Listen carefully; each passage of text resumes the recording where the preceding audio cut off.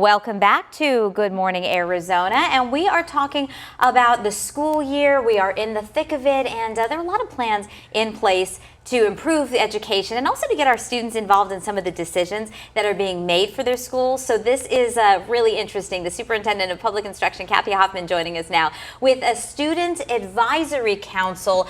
And you're soliciting students from the 5th grade on up to 12th grade. That's right. Who would be the right candidate for this, and what insight are you looking for from these young people?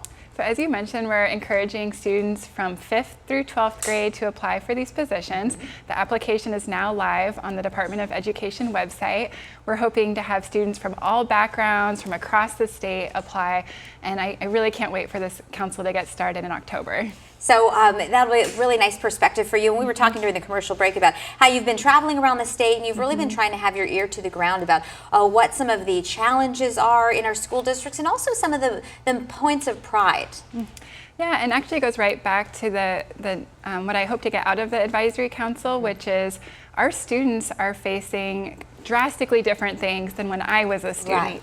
Right. We have careers today that we did not have 10 years ago, and I'm thinking about how technology is being used in such a different way. Our students are now learning coding. Yeah. They're learning how to use YouTube to become YouTubers. There's all these career paths that we just couldn't have even imagined, and so I think it's really important to bring the students in for them to advise me, and that will ultimately have an impact on policy at the state level. Oh, that's interesting. And you come from a teaching perspective. So what are the teachers saying to you as you are embracing this new role? And, we're coming on the heels of course, you pulled into office really on a wave with the Red for Ed movement. Are the teachers feeling satisfied with where things stand now, and what still needs to be done? One of the biggest things I hear from teachers is there is a greater sense of hope and optimism, that they do feel that things are getting better. We still have a lot of work to do, and I think we all recognize that after so many years of underfunding our schools and cutting the funding, that we're now restoring. We're in the process of restoring that funding. And I know one area that shows a lot of hope for me is seeing the investment in the social emotional needs of our students, and we're in the process of developing an application for schools to apply for funding for school counselors and social workers, and we know that school safety is of utmost concern for our educators and families. Yeah, that's an ongoing issue, and it's just as a parent, it's one of the first things you think about when the kids go back to school. Are they going to be safe there?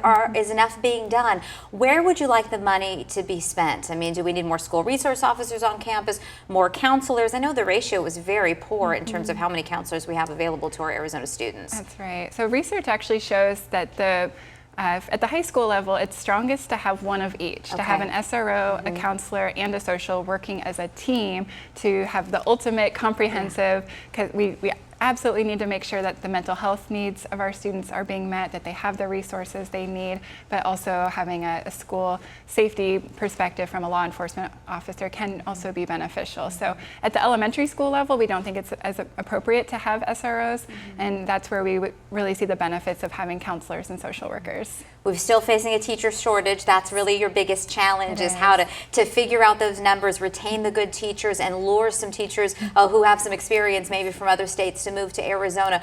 Where do we stand with this? It continues to be a high priority for me. From a department standpoint, we're in the process of exploring several initiatives, and we're actually going to be creating 2 new positions that will be focused on teacher recruitment and retention initiatives. So we're really excited to announce those positions in the coming weeks. We definitely still have a lot of work to do, especially when it comes to teachers in STEM, science, math, teachers for special education services, and even filling the counselors and social worker positions can be a challenge for schools.